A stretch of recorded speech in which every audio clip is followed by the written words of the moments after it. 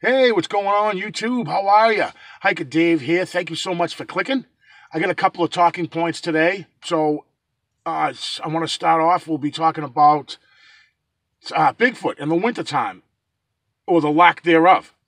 Also, Bigfoot families, clans, on how they go about staying away from interbreeding.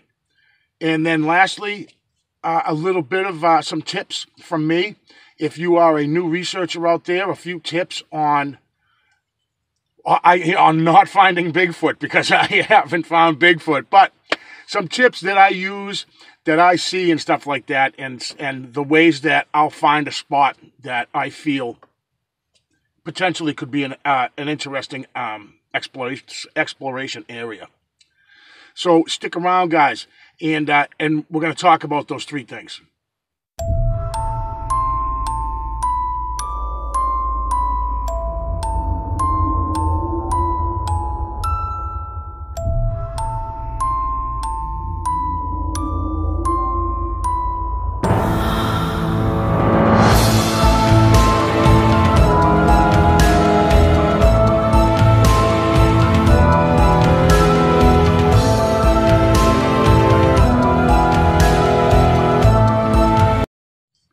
All right, so first, Sasquatch in the wintertime.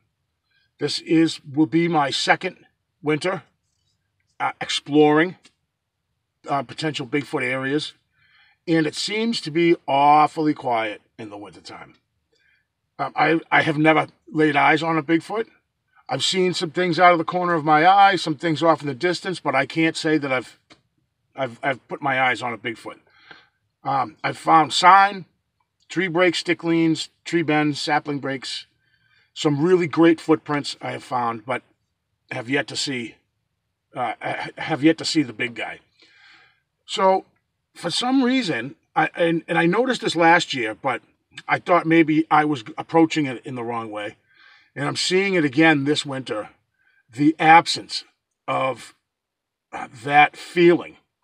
I believe I have a pretty decent feeling. I can gauge sometimes if I'm being followed or watched. You can just kind of feel it, guys. I don't know if you can understand what I'm saying, and I think that you do, that you can just feel that vibe.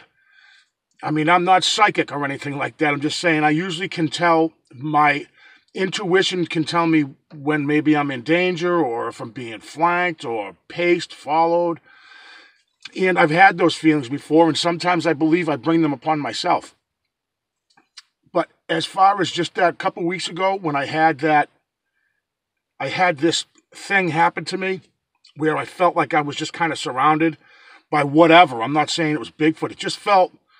I felt pushed, and it wasn't a good feeling. I was sick to my stomach. Felt really paranoid, anxiety attacks. The hair on the back of my neck was standing up. I had the tingles, the chills, the whole 9 yards. And it went away when about 5 minutes or so after I sat in my van. And so that's interesting. The wintertime, I don't know if they're gone, presuming they were even here in the first place, but I don't know if they're just really put themselves back further into the forest when there's snow on the ground. I figure that's a great time to look for tracks and such like that, and it just feels, it's empty out here. It just feels so, I don't know, I haven't got that feeling that I'm near anything at all. So, secondly, about the Bigfoot clans and their unit and their family units, that I was watching a video this morning, and there was a discussion about Sasquatch and interbreeding, and that they just can't. They know better, and that there has to be an adult male or an adult female that eventually has to leave the clan and go off on its own to start its own group, or to join another group, to go battle another dominant male to take over that specific clan or something like that.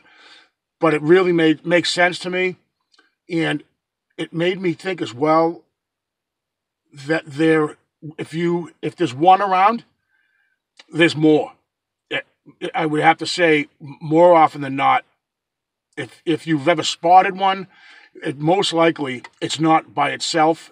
And if you do happen to see something like that, it's probably in its travels looking to start a family or to join a clan or to take over a clan to beat the bejesus out of another dominant male and to take over, so to speak. I don't know. This is theory and something that I had was kind of that I heard in a video.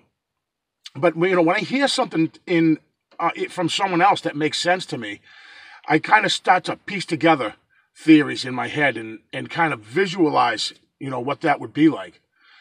And so that's my thoughts on that. That it just seems that they have to split up eventually. You can't have a family of 5 just keep on producing and producing and producing because you're looking for trouble at that point. You're going to mess with... It's just not... Nature, I don't think, will tolerate much of that. In my opinion only. So, now, another thing about finding Bigfoot or finding sign. So, I'm probably not the best person to be giving advice on finding Bigfoot because I haven't found squat as far as finding Bigfoot. Or I've seen things out of the corner of my eye, like I said. I've seen some things, but, I've never put my eyes on one. But there are places I go and things that I see that will keep me sticking around in a certain area. And so, if you're new to this exploration or research field, there's some things that I look for. I'll often, if I find a place, usually a national park, a national forest, state park, state forest, and go for a little walk, go for a hike, and there's some things that you can look for. Tree bends, stick breaks, stick leans, sapling breaks, footprints, wood knocks, even a feeling you might get in an area. And what I'll do is, when I find an area and I might see these things, I go right to Google Earth, and I'll check out that area, a topographical view of the area I'm in, and I look for fingers of forested areas that will extend an area that you think maybe they have passed through or maybe they're there currently. So, for instance, the spot I'm here now, I've been here for like 2 months straight exploring this area. And I think it's about time I relocate for a little bit. I don't know if I wore out my welcome here, but it's so quiet, it could be the time of year. But I first came here and started to look around. I was like, wow, there's some really crazy stuff. There's like some angry tree breaks here, like violent looking areas where there's 3 or 4 tree breaks just violently all facing in all different directions, and it just looked angry. I went right away to Google Earth, and lo and behold, there's areas that say, I put myself in the shoes of a Sasquatch. Could I travel out of here without being seen?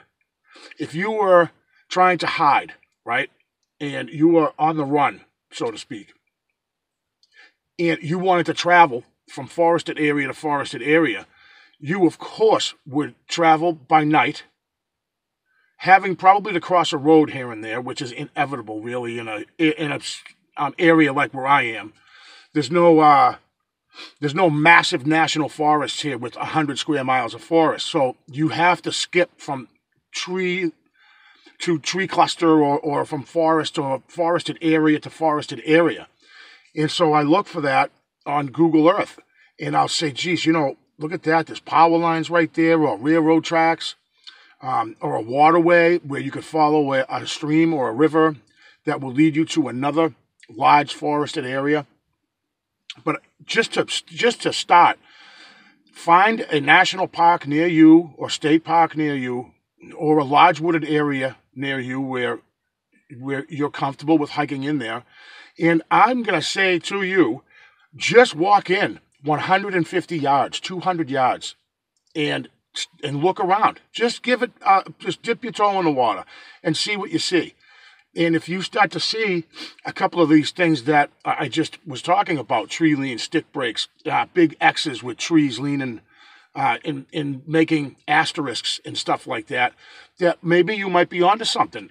And also, take into consideration the weather, or has there been massive snow load on these trees? Look for the newness of the break. If the break looks fairly old, a Sasquatch may have passed through there, but it was some time ago.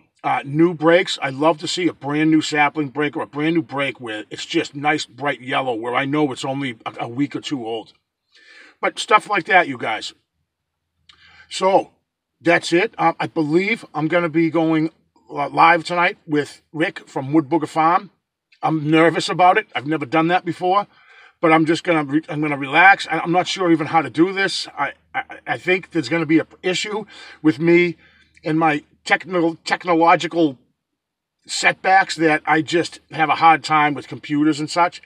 But we'll see. I hope you guys tune in, and thank you very much for coming by. I definitely appreciate it.